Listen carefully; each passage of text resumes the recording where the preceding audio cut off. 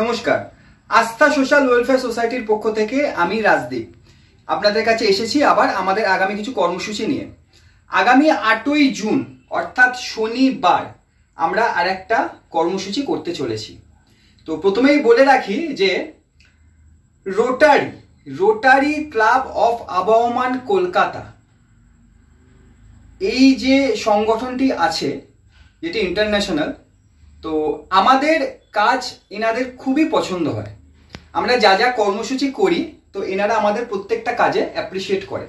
তো এনাদের অনুরোধ যেন আমরা ওনাদের সাথে যৌথভাবে একটি কোনো কাজ করি। তো সেই মুহূর্তে সেই মুমেন্টে আমাদের সাথে ওনাদের একটা চুক্তি হয় এবং কথা হয়। আগামী 8ই জুন আমরা আস্থা সোশ্যাল ওয়েলফেয়ার সোসাইটি এবং রোটারি ক্লাব অফ আবহমান কলকাতা আমরা যৌথ উদ্যোগে একটি কর্মসূচি করছি। সেটা হলো 100 জন মানুষকে নিয়ে চক্ষু পরীক্ষা শিবির, 100 জন বাচ্চাকে নিয়ে স্বাস্থ্য পরীক্ষা শিবির, 50 জন বাচ্চাকে নিয়ে বসে আঁকো প্রতিযোগিতা, 25 থেকে 30 জন মহিলাদের স্যানিটারি ন্যাপকিন উপহার।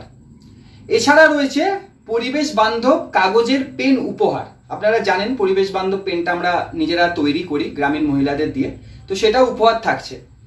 এছাড়া আরো কিছু কর্মসূচি রয়েছে, যেমন কবিতা রয়েছে, ছোট ছোট বাচ্চাদের সাথে কিছু মজা আছে, কিছু আনন্দ আছে। টোটাল আমরা একটা বৃহৎ কর্মসূচি এই 8 তারিখে আমরা করব। আপনাদের কাছে বিনীত অনুরোধ রইল আপনারা আমাদের আশীর্বাদ করুন, আমরা যেন এই কাজে সফলতা অর্জন করি। এবং আমি ধন্যবাদ জানাই আমাদের আস্থা সোশ্যাল ওয়েলফেয়ার সোসাইটির প্রত্যেকটি সদস্যকে, আস্থা গ্রুপের প্রত্যেকটি সদস্যকে এবং সোহাগ সৃষ্টির আদরের প্রত্যেকটি সদস্যকে, যারা না থাকলে আজকে আস্থা সোশ্যাল ওয়েলফেয়ার সোসাইটি এই কর্মটা করে উঠতে পারতো না। আর এছাড়াও আমি ধন্যবাদ জানাই রোটারি ক্লাব অফ আবহমান কলকাতার প্রত্যেকটি সদস্যকে। তাহলে দেখা হচ্ছে আগামী 8ই জুন শনিবার আমাদের কর্মসূচি নিয়ে।